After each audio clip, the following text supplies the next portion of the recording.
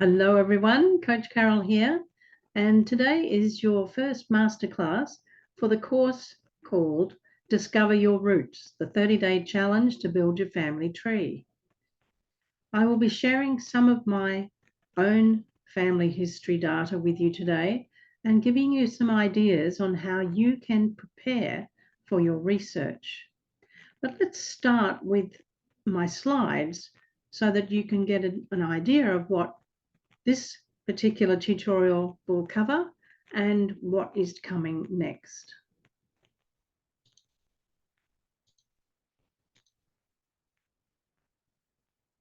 Here we are in the Discover Your Roots course, and we're already a few days into the course beginning, and I have established some weekly masterclasses for you.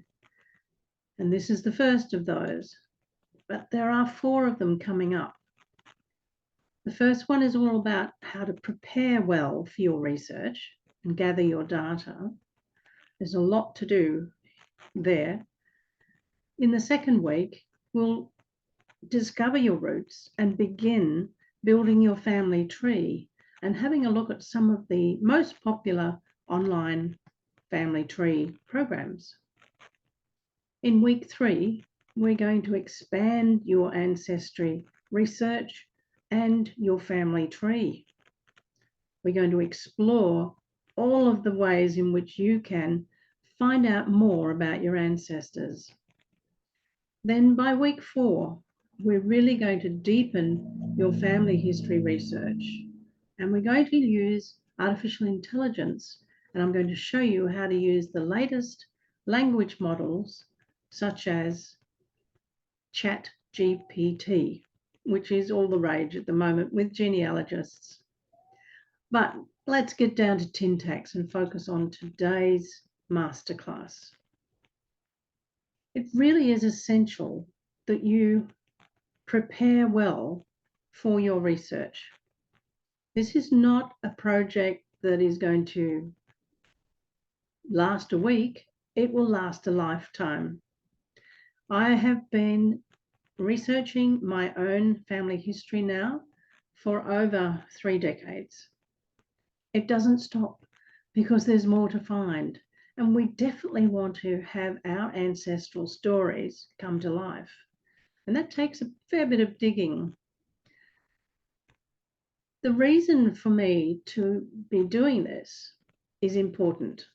I believe that I am the family's story keeper, and I have made it quite clear to all my family that I am researching all our ancestors, both deep and wide, across our maternal and paternal heritage.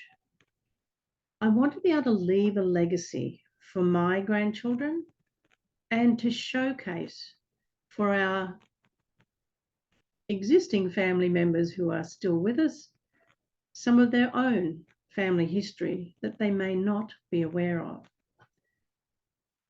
I love the research process and spend hours at it, but I've finally made an effort to corral my time so that there are specific days in the week where I'm researching and I have a specific purpose each time.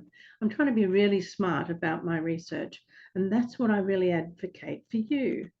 You know the acronym SMART. It stands for specific, measurable, achievable, relevant, and time-bound.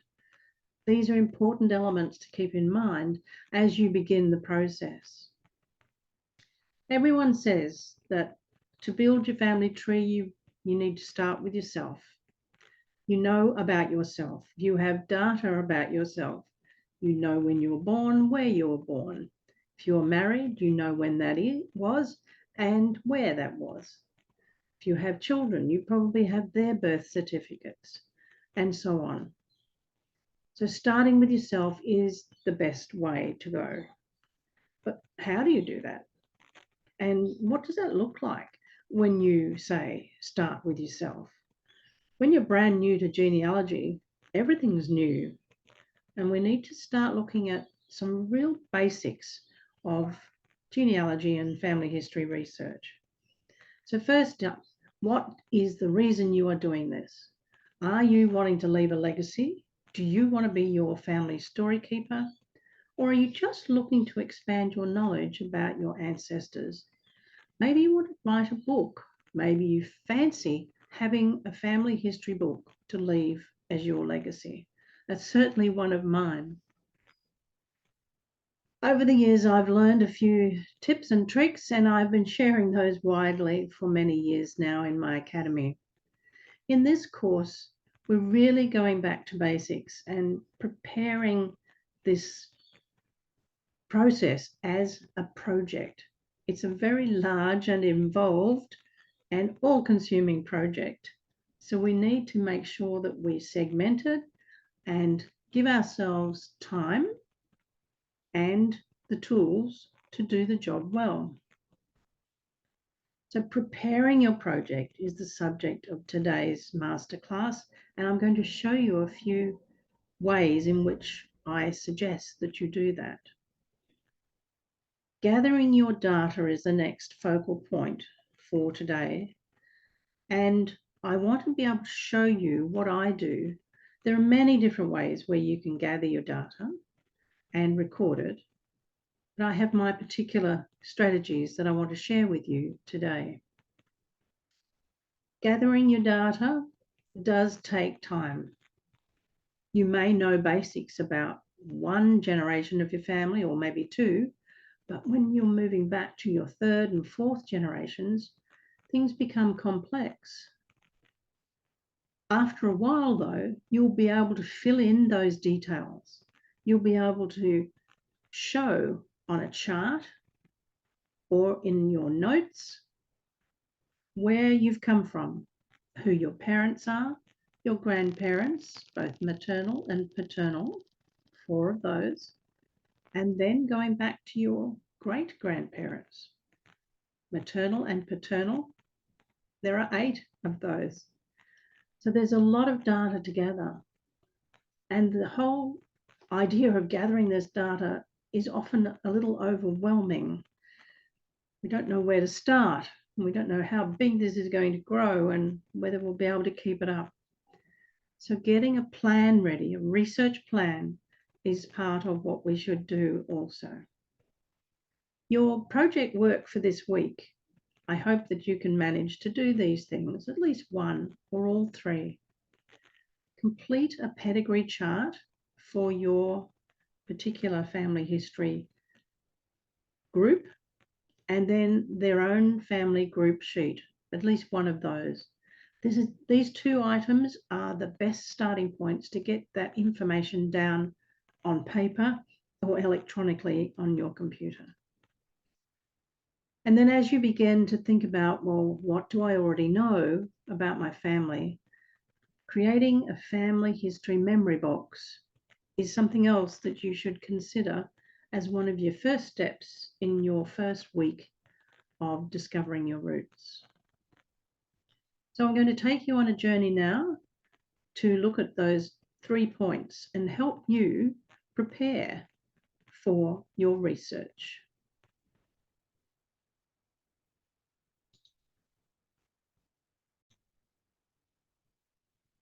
One of the first things that I believe you should do is to gather your data that you already know and place it into a 4-generation pedigree chart.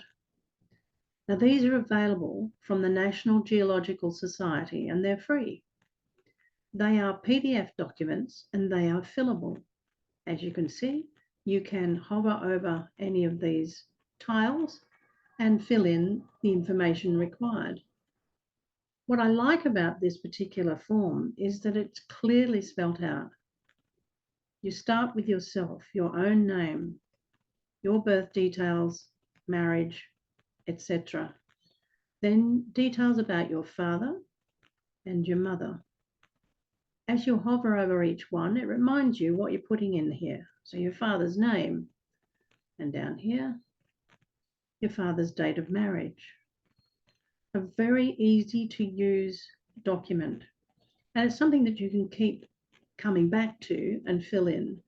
So don't forget to save each time you've added some data. You may not have all the data to start with. So you might have a series of question marks, but these are good because they'll help you determine where your research is going to start off with. Now, I've filled in one of these for my own family, and my maiden name is Allery. So I've begun with myself and my details here, and I filled in my paternal ancestors from my dad back to my grandfather and my great-grandfather. So we're going back in generations now, in this case back to the 1840s in Devon and UK. Same for my mother, filling in data for herself, for my maternal grandfather and grandmother. And now we're going back into the 1870s and into places such as Hampshire and Surrey in England. And the further back I go, let's move this out of the way, I see that my maternal great-grandmother, Mary Ann Evans, was born in Wales. She was a delight to find because I too was born in Wales, so she has a special place in my heart. I have a few details for her down the bottom, but not all of them have been filled in. For example, I don't know where she died. I suspect it was Haverfordwest in Pembrokeshire, but I'm not sure, so I can put a question mark there. I also have details for my mother's death date and place, and so I can fill those in and save this document because you can then print it out, and I've got a printout here. Not sure if you can see it very clearly, but just a one-page document is often all that one of your family members will want to see. Their eyes may glaze over if you go into too much detail. They just want to know the facts sometimes, and this is a good way to present it. So that's one of the first things that you can do.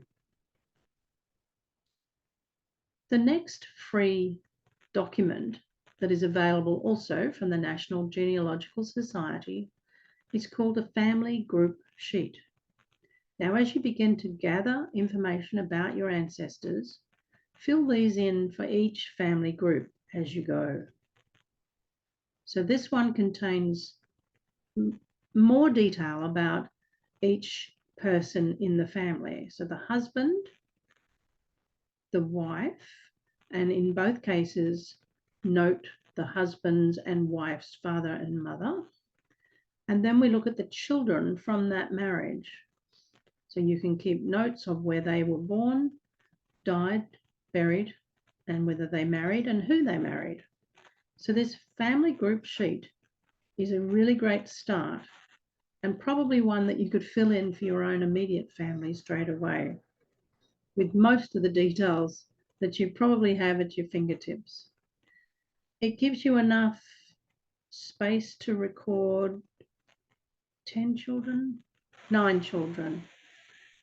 In these days, 9 children is more than enough, but in the latter days of our ancestry, we often find very large families. So once again, it's a fillable document and you simply type into it here. So here's my example for my family, my own immediate family.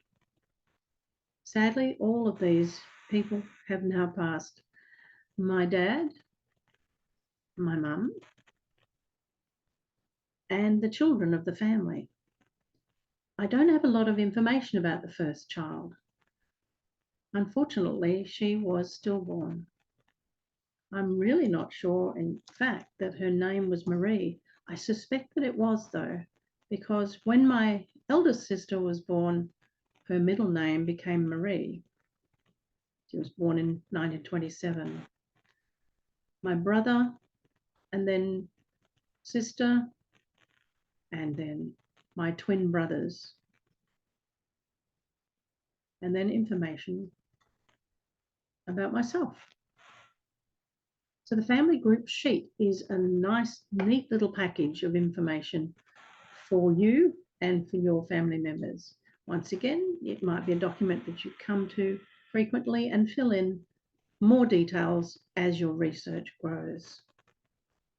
So that's the first step in really getting started on thinking about where you are in your family.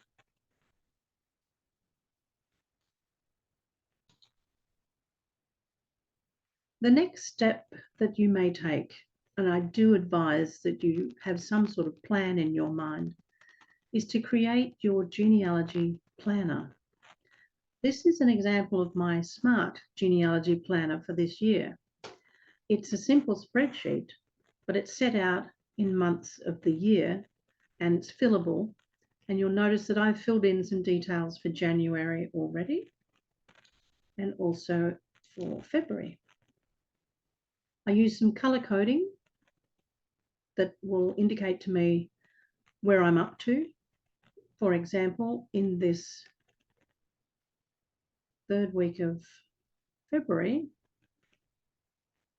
I am planning more research and updating my genealogy planner. I have a little error there. I'll have to look into that. But once again, this document is easy to use.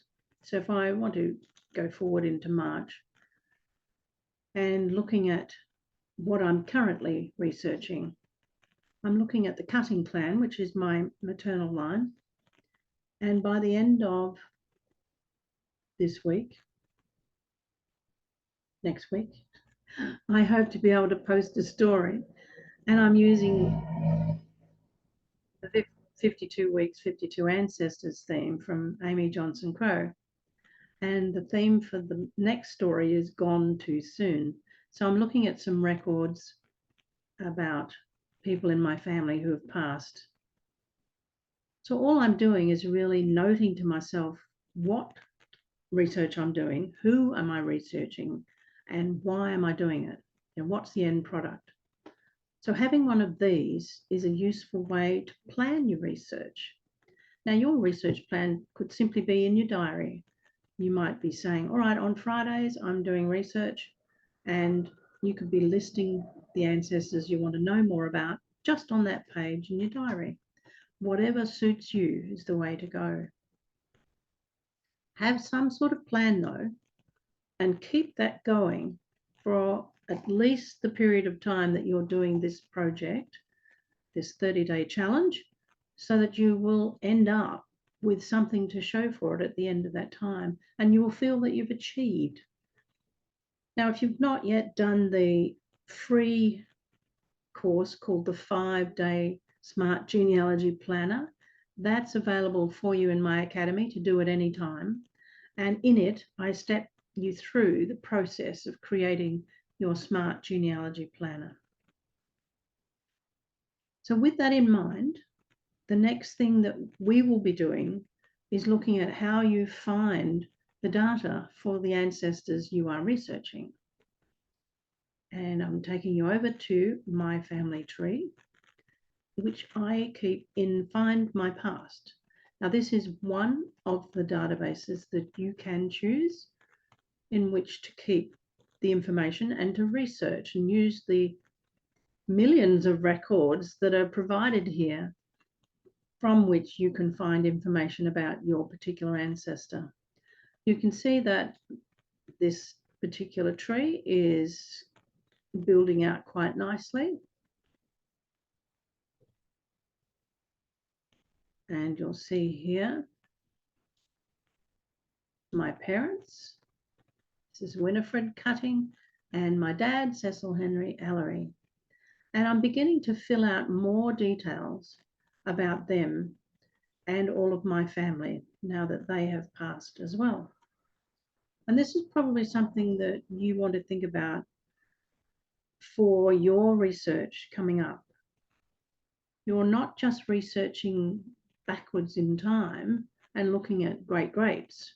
Consider the current family and look at the details that you already have for them and begin filling those out.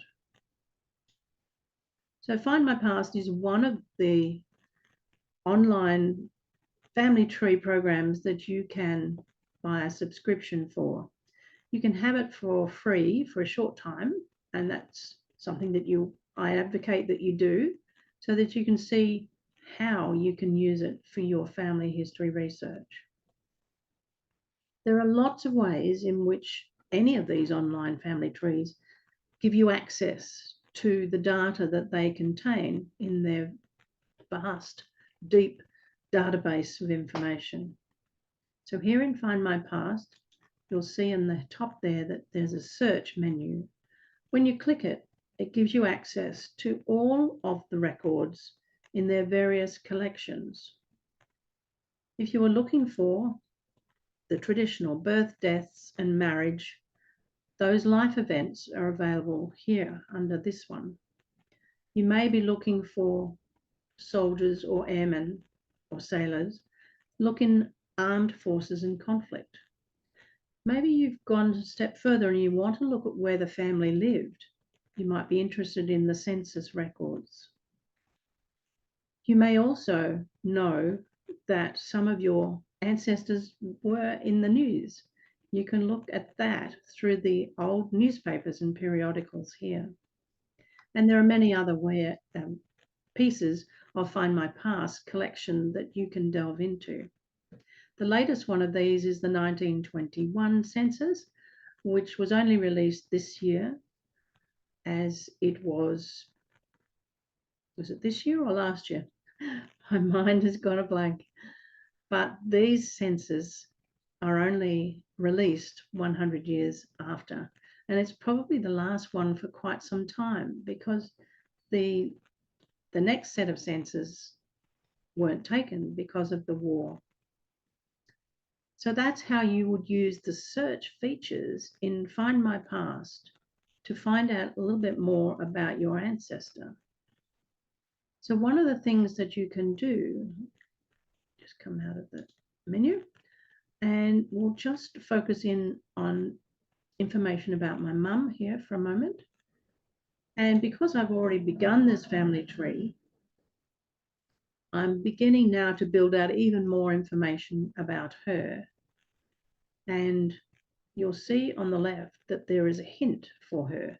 So what Find My Past is doing through its artificial intelligence is looking through all of its data and suggesting some of the records of this person that might be relevant for my research.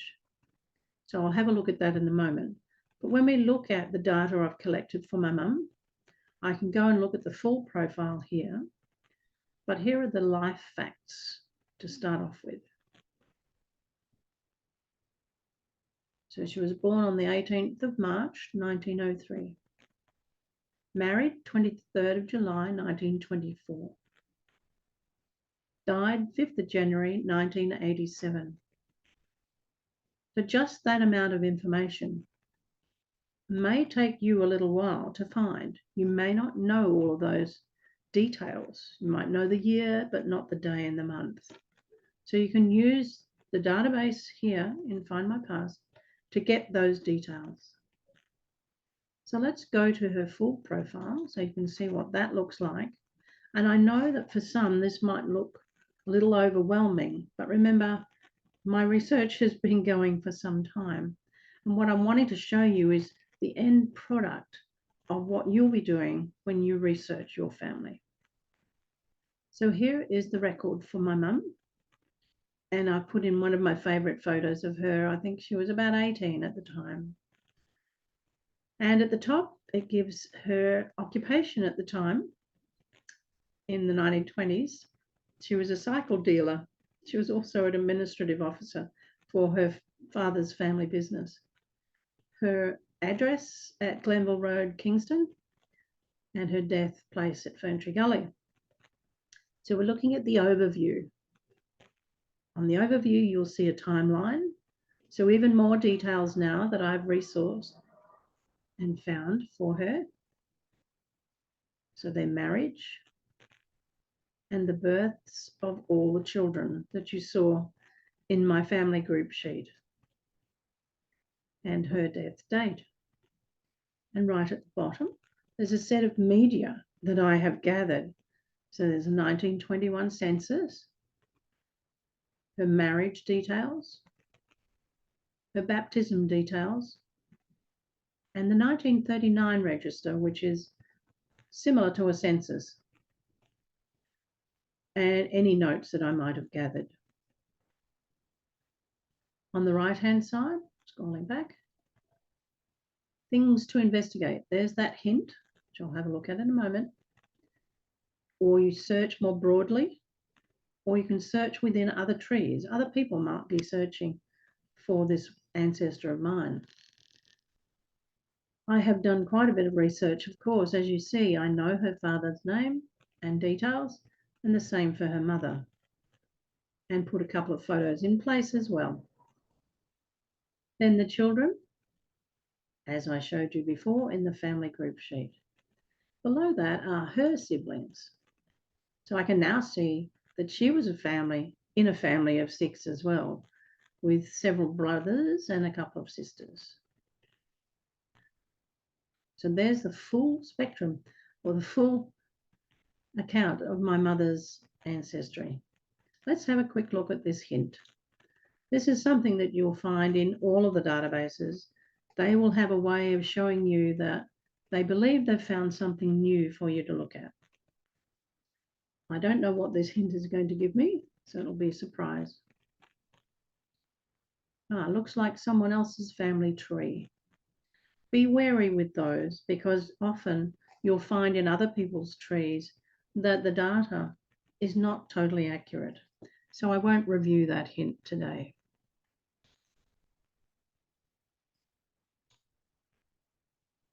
But this is what you'll be doing. You'll be beginning your family tree and then building it out wide. So siblings of your parents. You'll be building it deep, and you'll be going back a level to your grandparents and wide for them. And then you'll also be looking at descendants and preparing as much information about your own siblings and your own children. In your family tree, all of the people who are deceased can be seen by other people, as it's a public tree. Those who are still living won't show up for someone visiting. So some of the information that I have here, you're only seeing it because you're seeing it through my lens. One of the other things that you will need to consider as you begin to prepare for your research is to think about where you're going to store all of this information.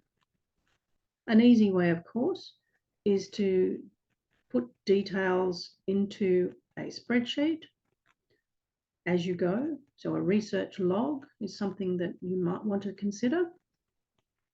Or I like to keep it simple. And when I've done some research, I put it into my Evernote. And I have a set of notebooks in Evernote. And this allows me to copy and paste information I've found on Find My Past, for example, and to also put in place copies of digital images that I've found along the way.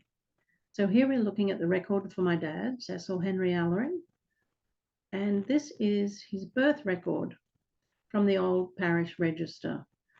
Probably a little too small for you to see, but he's down here on the bottom of page 1. And there's his name, Cecil Henry. His parents, Walter Frederick and Harriet Priscilla, and where they were living at the time, and the fact that his father was a tailor. So these old records, if they're written fairly clearly, they're a really great asset to put in. They are great for people to have a look at. It's a bit like your own Who Do You Think You Are show, if you can share these with other people. So following down here, I also have the baptism details for my father, the place, Richmond, Christchurch in Richmond, His residence, same as before, 70 Beaumont Avenue. And then a little bit about his military background and the fact that he was a mechanic's assistant and he joined in the RAF, the Royal Air Force, in 1918. And he joined on his birthday. I've just realised that when I look at the date, 25th of April, 1918. He was just 18. So here I have some information about his attestation, and this is his service record. I have found that through my research, through Find My Past. And more information below.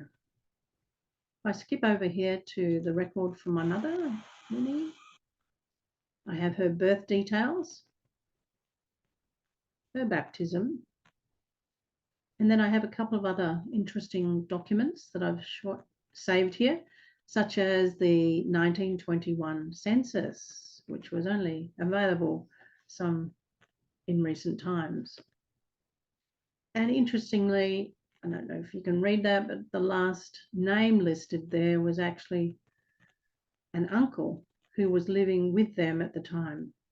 So I was able to research some more about Andrew Ralph Cutting in amongst the family for Charles and Mary Cutting. Here's my mum at the top, her brother Ronald and her sister Violet, and her other sister Doris. Her marriage details appear below. And then I have another interesting document I've just put in the top part of it here. Is our immigration record. And you'll see here that Mrs. W came out from, where did we sail from? Date of departure. Move that out of the way. Sorry, I lost it for a moment. We departed from Tilbury and we came out on the Orkneys and we were bound for Australia. So an immigration record like this is a valuable piece of information. So these are all things that you hopefully will find for your ancestors as well.